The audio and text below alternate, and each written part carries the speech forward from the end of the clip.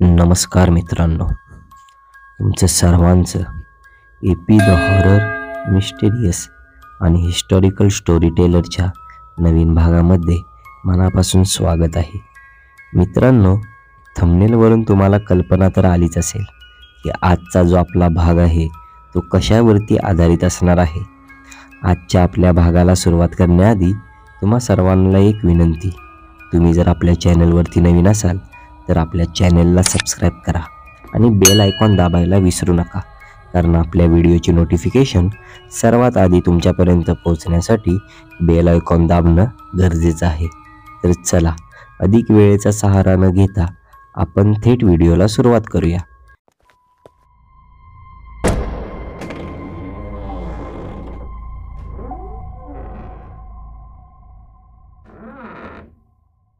मित्रांनो, आपण लहानपणापासूनच वडीलधाऱ्या माणसांकडून ऐकत आलो आहोत की चांगले कर्म केल्याने मृत्यूनंतर स्वर्गाचे दरवाजे आपल्यासाठी खोलले जातात. परंतु तेच आपले कर्म जर चुकीच्या मार्गाने किंवा पापाच्या रस्त्यावरती असतील तर आपल्याला नरकात जावे लागते आणि तिथे अधिक अशा भयानक गोष्टींचा आणि शिक्षांचा आपल्याला सामना करावा लागतो. आपल्या हिंदू धर्मामध्ये गरुड पुराणात मृत्यूनंतर कोणकोणत्या गोष्टी आपल्याला फेस कराव्या लागतात हे डिटेलमध्ये सांगण्यात आलेले आहे. परंतु काही वडीलधाऱ्या माणसांच्या म्हणण्यानुसार गरुड पुराण हे आपण घरामध्ये ठेवू नये किंवा त्याचे वाचनसुद्धा करू नये. गरुड पुराणाचा वाचन हे कोणीतरी व्यक्ती मृत पावल्यानंतर त्याच्या आत्म्याच्या शांतीसाठी केले जाते. तरीही आपण आजच्या या व्हिडिओमध्ये तुम्हाला गरुड पुराणातील काही अशा रहस्यमयी गोष्टी सांगणार आहोत ज्यामुळे तुम्हाला आफ्टर डेथ कोणकोणत्या गोष्टी फेस कराव्या याचे सविस्तर ज्ञान होईल. तर मित्रांनो, मृत्यू हे असं सत्य आहे ज्याच्याविषयी कमी लोकांना ज्ञान आहे आणि कमी लोकांना मृत्यूनंतरच्या गोष्टीविषयी माहिती आहे. गरुड पुराणानुसार जे लोक चांगले कर्म करतात ते स्वर्गात जातात आणि ज्यांचे कर्म पापयुक्त असतात ते नरकामध्ये जातात. पण ह्या गोष्टी खरंच होतात का? तुम्ही विचार केला आहे का मृत्यूनंतर काय होतं? तर या सर्व गोष्टींचा खुलासा गरुड पुराणाच्या उत्तरखंडामध्ये दिलेला आहे. गरुड पुराण हे 18 महान पुराणांपैकी एक आहे. यामध्ये 2 मुख्य भाग आहेत. पहिला भाग ज्यामध्ये विष्णुदेवांच्या श्रद्धेबद्दल व भक्तीबद्दल, योगा व मेडिटेशन याबद्दल काही गोष्टी लिखित स्वरूपात आहेत, त्या भागाला पूर्वखंड असे म्हटले जाते. परंतु गरुड पुराणाचा दुसरा भाग उत्तरखंड, या भागामध्ये राक्षस व मृत्यू यांच्यानंतर कोणकोणत्या गोष्टी भोगाव्या लागतात त्याबद्दल सविस्तर सांगण्यात आलेलं आहे. गरुड पुराणात सांगितल्याप्रमाणे चित्रगुप्ताकडे प्रत्येक व्यक्तीच्या पाप आणि पुण्याचा लेखाजोखा हा लिखित स्वरूपामध्ये स्टोअर केलेला असतो. चित्रगुप्तांच्या सभेमध्ये प्रत्येक व्यक्तीच्या कर्मांवरती चर्चा केली जाते आणि त्यानुसार त्याला कोणती शिक्षा भोगावी लागणार हे ठरवलं जातं. या सर्व गोष्टी डिस्कस झाल्यानंतर पुढचा प्रवास करताना 4 दरवाजांपैकी प्रत्येकाला आपापल्या कर्मांनुसार एक दरवाजा पार करावा लागतो. पहिला दरवाजा, पूर्व दरवाजा. या दरवाजातून तोच व्यक्ती पुढे प्रवास करू शकतो ज्याचे कर्म आणि ज्याचं हृदय शुद्ध आहे आणि ज्याने आपल्या संपूर्ण जीवनामध्ये पवित्र गोष्टी केलेल्या आहेत. या प्रवासामध्ये त्यांना सुंदर बगीचे, अमृताने भरलेले तलाव आणि त्यामध्ये पांढरे शुभ्र बदक असा नजारा पाहायला मिळतो. दुसरा दरवाजा, पश्चिम दरवाजा. या दरवाजातून तोच व्यक्ती पुढचा प्रवास करू शकतो जो संत आहे, ज्याने आध्यात्मिक जीवन जगून इतरांच्या भल्यासाठी संपूर्ण आयुष्य व्यतीत केलं आहे. या प्रवासामध्ये आजूबाजूचा परिसर पूर्णपणे सोन्या चांदींनी सजलेला पाहायला मिळतो. तिसरा दरवाजा, उत्तर दरवाजा. या दरवाजातून तोच व्यक्ती पुढचा प्रवास करू शकतो ज्याने आपल्या जीवनामध्ये दानधर्म केलेले आहेत किंवा ज्यांचा मृत्यू मंदिराच्या परिसरामध्ये झालेला असावा. या प्रवासामध्ये देखील आजूबाजूचा जो परिसर आहे तो एकदम सुंदर असा निसर्गाने भरलेला पाहायला मिळतो. या 3 दरवाजांमधून ज्या ज्या व्यक्तींचा प्रवास होतो त्यांचे मृत्यूनंतर जीवन हे एकदम सुखसुविधांमध्ये व्यतीत होते. यमलोकामध्ये त्यांची भेट ही धर्मराजासोबत होते आणि पुढच्या प्रवासामध्ये धर्मराज त्यांना आपल्या समवेत घेऊन जातात.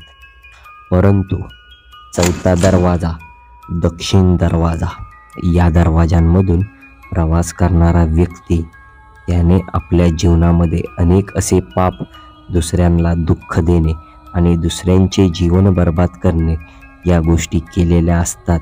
त्यांना यमलोकामधून धर्मराजाचा भयंकर अवतार यमराजाकडे पाठवलं जातं आणि तिथे त्यांना त्यांच्या कर्मांची शिक्षा भोगावी लागते. गरुड पुराणानुसार वेगवेगळ्या पापांच्या वेगवेगळ्या अशा एकूण 28 शिक्षा दिलेल्या आहेत. त्यातील 4 अशा भयानक शिक्षा ज्याबद्दल आपण तुम्हाला सांगणार आहोत. ते ऐकून तुमच्या अंगावरती काठा येऊ शकतो. पहिली शिक्षा, जिचं नाव तामिश्रम. या शिक्षेमध्ये चाबकाचे फटके दिले जातात. जे लोक चोऱ्यामाऱ्या करतात, दुसऱ्यांच्या गोष्टींची लबाडीने चोरी करतात, त्यांना यमराजाच्या माणसांकडून रशीने बांधण्यात येते आणि तामिश्रम नावाच्या नरकामध्ये ढकलून दिले जाते. तिथे त्या व्यक्तीला सातत्याने चाबकाचे फटके दिले जातात जोपर्यंत त्याच्या शरीरावरील चमडे सोलून निघत नाही आणि पूर्ण शरीर रक्ताने लाल होत नाही आणि त्यांनी जेवढे पाप केले आहेत त्याची शिक्षा पूर्ण होत नाही तोपर्यंत ही प्रक्रिया सातत्याने चालू असते. दुसरी शिक्षा, जिचं नाव कुंभीपाकम. या शिक्षेमध्ये उकळत्या तेलामध्ये माणसाचे शरीर तळून काढले जाते. जे लोक स्वतःच्या फायद्यासाठी किंवा स्वतःच्या आनंदासाठी दुसऱ्यांना त्रास देतात, दुसऱ्यांची निंदा करतात, त्या लोकांना कुंभीपाकम नावाच्या नरकामध्ये ढकलून दिले जाते. तिथे त्या व्यक्तीला गरम तेलाच्या कढईमध्ये टाकून त्याचे शरीर पूर्णपणे तळून काढले जाते. या शिक्षेमध्ये त्या व्यक्तीचे पाप जेवढ्या प्रमाणात असतील तेवढ्या प्रमाणात ही शिक्षा सातत्याने त्या व्यक्तीला देण्यात येते. तिसरी शिक्षा, जिचं नाव रौरवम. या शिक्षेमध्ये विषारी सापांच्या व नागांच्या मध्ये त्या व्यक्तीला सोडले जाते.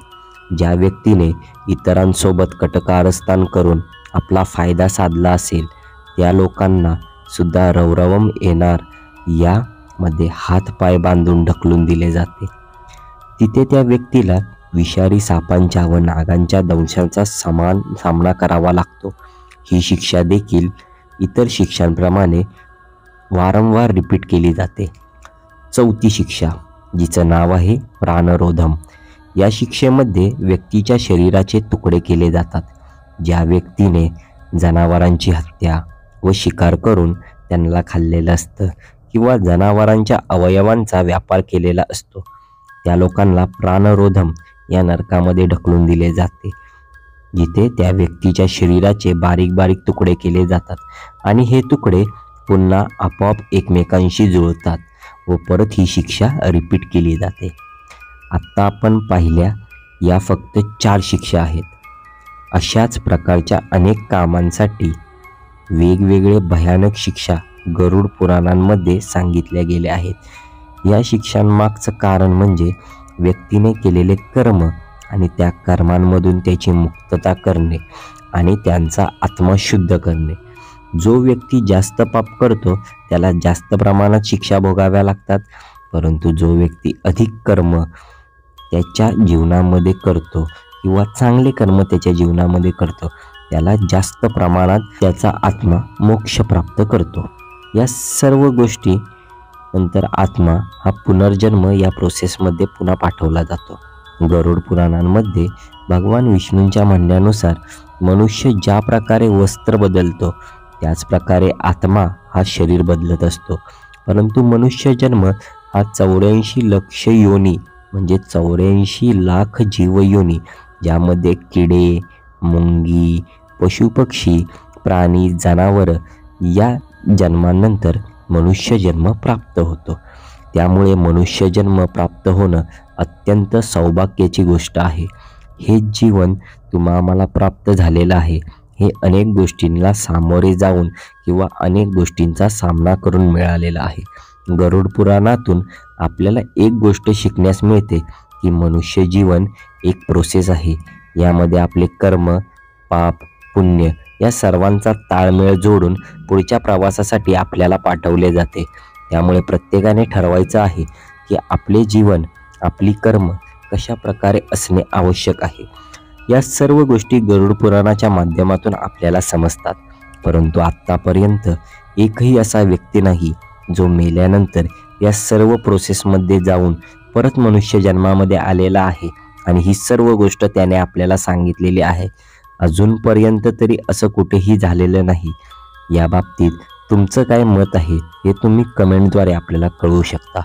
आणि अशाच हॉरर, मिस्टेरियस आणि हिस्टॉरिकल व्हिडिओज जर तुमच्याकडे असतील तर त्या आम्हाला आमच्या व्हॉट्सअप नंबरवरती शेअर करा.